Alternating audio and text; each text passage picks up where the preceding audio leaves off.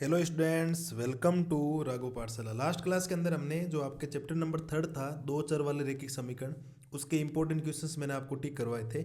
और आज बारी है आपकी चैप्टर नंबर 4 यानी कि द्विघात समीकरण की। इसमें मैं आपको इंपॉर्टेंट क्वेश्चंस टिक करवाने वाला हूँ, तो वीडियो में लास्ट तक बने रहिएगा और अपनी बुक और पेन को लेकर बैठें और इंपॉर्टेंट क्वेश्चंस टिक कर लें। ठीक है साहब, आप यकीन मानिए अगर आपने इनको ढंग से टिक कर लिया और ढंग से इन क्वेश्चंस को कर लिया तो एक भी क्वेश्चंस बोर्ड में नहीं जाएगा। इन क्वेश्चंस में 90 से 95% क्वेश्चंस आपके फंसने वाले हैं, मान के चलिए। आप लोग फंसते हर बार 100% भी है, बट आपको तो भी मैं 5% की रिस्क नहीं देना चाहता। 90% क्वेश्चन तो पक्के आ जाएंगे, इनमें से गारंटी मेरी। ठीक है, तो समय वेस्ट ना करते हुए क्वेश्चंस को इंपॉर्टेंट टिक करवाता हूँ। चलिए सब ठीक है, भाषा वगैरह आप लोग पढ़ते रहिए साथ साथ में, जो भी चीज़ें हैं इस बात को आप लोग हमेशा ध्यान रखिएगा। एक तो ऐसा क्वेश्चन आपको पता होना चाहिए कि जांच कीजिए निम्न द्विघात समीकरण है या नहीं। द्विघात समीकरण होने के लिए सबको पता होना चाहिए कि घात कितनी होनी चाहिए, 2। घात कितनी होनी चाहिए, 2। और वन शॉट मेरे वाले चल ही रहे हैं, उनको आप देखते रहिए, आपका काम हो जाएगा। सोल्व आउट करेंगे, पूछा जा सकता है द्विघात समीकरण है या नहीं।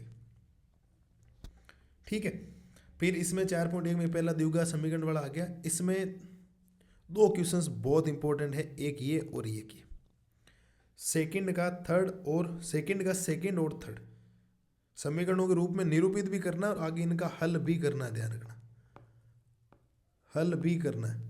और हल भी कैसे करना है, श्रीधराचार्य सूत्र वगैरह पूरा चैप्टर याद होगा तो कोई समस्या आपको आएगी नहीं। गुणनखंड विधि किसी से भी कर सकते हो, वो चीज़ें आपको ध्यान रखनी है। तो दूसरे का दूसरा और दूसरे का तीसरा सवाल बहुत इंपॉर्टेंट, इसके अंदर ध्यान रखना।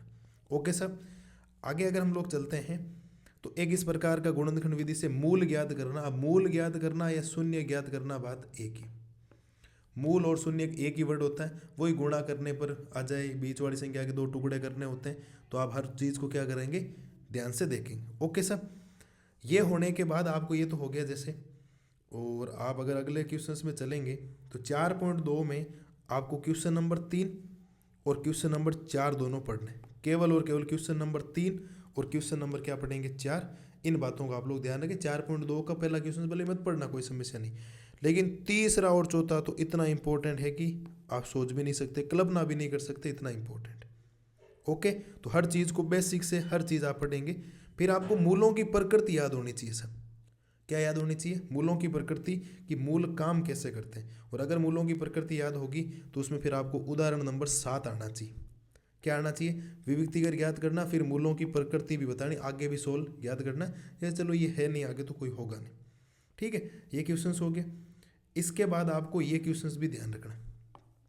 उदाहरण नंबर 9 को भी करना है, विविक्तिकर भी याद करना है, फिर मूलों की प्रकृति याद करना है, विधिवास्तु दोनों याद भी करना है। पूरा श्रीधराचार्य सूत्र लगेगा और कंप्लीट सोल्व आउट ये होगा श्रीधराचार्य सूत्र से। किससे हो जाएगा ये, आपके श्रीधराचार्य सूत्र से सोल्व आउट हो जाएगा। पूरा कंप्लीट आपको करके बताना। और श्रीधराचार्य सूत्र सबको पता होना चाहिए, -b plus minus √b² minus 4ac upon में क्या हो जाएगा, 2a। ओके सर, तो हर चीज़ को आप लोग बेहतरीन तरीके से समझेंगे। फिर अगर हम लोग आगे आ जाते हैं तो इसमें ज़्यादा कोई दिक्कत वाली बात है नहीं। इसमें आप एक लोग क्वेश्चन नंबर 2 कर लेना, बहुत है। क्वेश्चन नंबर 2 कर लेंगे तो कोई समस्या आपको आएगी नहीं, किसी भी प्रकार की, आप बढ़िया तरीके से कर सकते हैं। तो ये क्वेश्चंस आपको ध्यान रखने हैं, मैंने आपको इंपॉर्टेंट बता दिया। हर चीज़ को बारीकी से पढ़ना है। ये जो क्वेश्चन टिक करवा दिए इसमें तो आपको 100% करके जाना है। कितने परसेंट करके जाना है, 100%। इसमें भी आपके ऐसा नहीं होगी कोई डाउट रह जाए दिमाग में। और 100% तभी होगा जब आपको क्या याद होंगे, नोट्स। क्या याद होने चाहिए आपको, नोट्स तो पक्के याद होने चाहिए। मैंने पहले चैप्टर में भी आपको बोला था, नोट्स के बिना आपका काम चलेगा नहीं, और बिना नोट्स के कोई ज़्यादा वैसे काम कभी चलता भी नहीं। इस बात को ध्यान रखना, ठीक है सर। तो इन बातों को आप लोग ध्यान रखेंगे और बढ़िया तरीके से आप लोग काम करेंगे। कल मिलेंगे हम लोग चैप्टर नंबर आगे का जो सॉल्यूशंस होगा उसका सॉल्यूशंस लेकर। तब तक मस्त रहिए, स्वस्थ रहिए। Thank you.